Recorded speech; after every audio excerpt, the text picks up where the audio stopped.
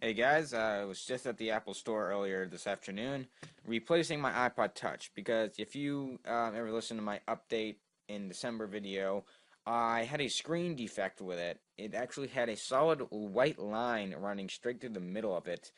Fortunately, they gave me a replacement that is virtually brand new. There's absolutely no scratches on it whatsoever. It's really nice.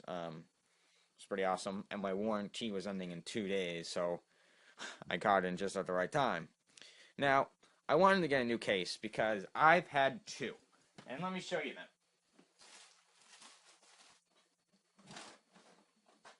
them. Okay, so my first case was this. I did a review for it, and I kind of effed it up with stickers. The second case is this piece of crap with a fish on it. It was on sale, and I couldn't help it. I thought it looked good at the time. Don't know why, and it's even ripping. So if you ever see this candy shell case, I mean not candy shell, my bad, skull candy, don't get it. It's ugly. So I was at the Apple Store and I saw this case and I was like, ooh, that's nice looking. So I decided to pick this up. They had a black version too, and they had versions for the iPhones. And I was deciding between this and this Spec Candy case. I wasn't quite sure which one to get. The Spec Candy had a white version, but I kind of leaned toward this because on the Spec Candy one, it had this like gray rubber that ran around the side of this and looked kind of ugly. So I picked this. It is $35. It was about $37 with tax for me. So that's that's kind of expensive for a case, but a lot of cases are expensive now.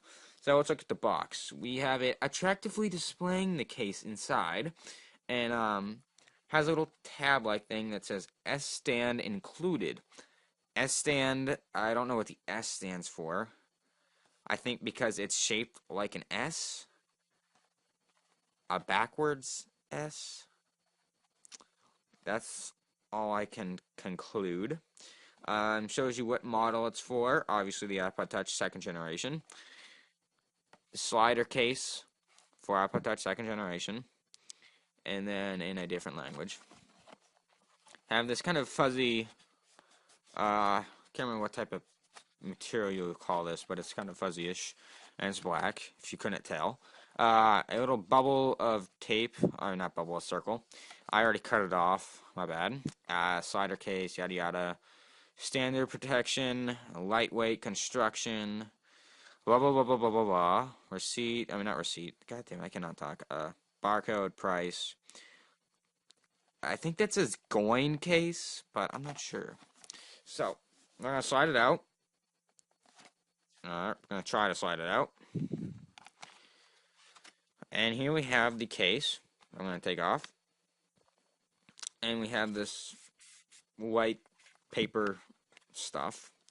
A little card that says reversible S stand. And if we slide this out, on the back it says a better experience through good design. Okay, that's nice. And then we have the S stand right here. And I'll talk about that more after I get the case on. So, this is a slider case, which means you slide it onto your iPod. But before I do that, if you couldn't tell, it says in case right here with a little leaf. I thought that was important. There's cutouts for the volume rocker and for the power button, thank God. And with slider cases, it does have these two white buffers, I'd call them, which were on my old one too. But this one still scratched the shit out of my old iPod, so that's why I don't really like slider cases or any type of hard cases, because I always feel as if they're gonna scratch the back of my iPod. Well, with rubber cases, although typically uglier, don't really scratch your iPod. So I'm gonna put it on now, starting with the top. Slide that right down. Nice fit. Nice and snug. Another one. And from holding it, it feels really good in the hand. It definitely doesn't, there's nothing wiggling. There's no moving parts. The only time you're going to take this off is where you actually want to. It's not going to fall off on its own.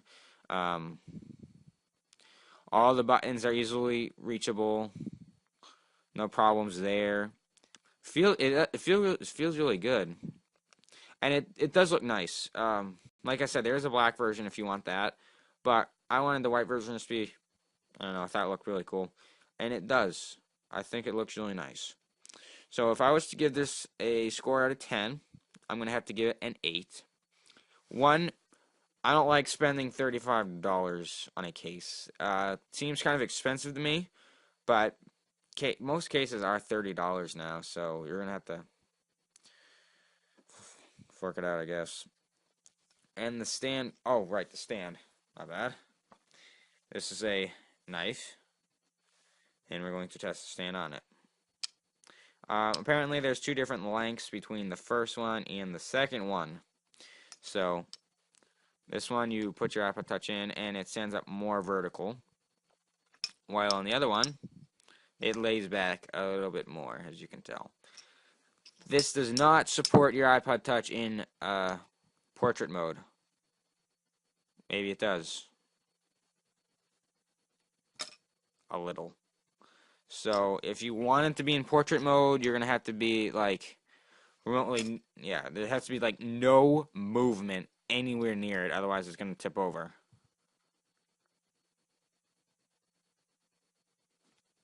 Yeah, okay.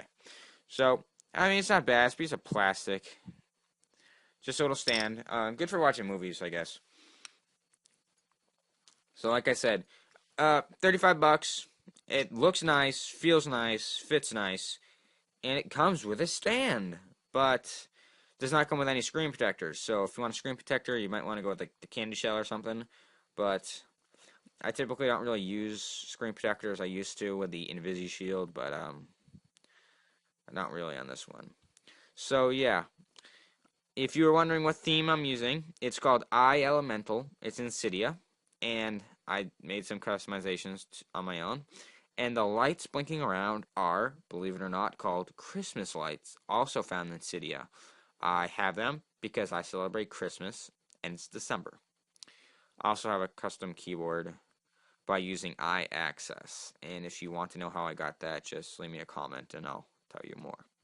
So, thanks for watching, guys. Pretty nice case. Definitely worth checking out if you got the $35 to spend and you want a nice case. Yeah. Stay tuned.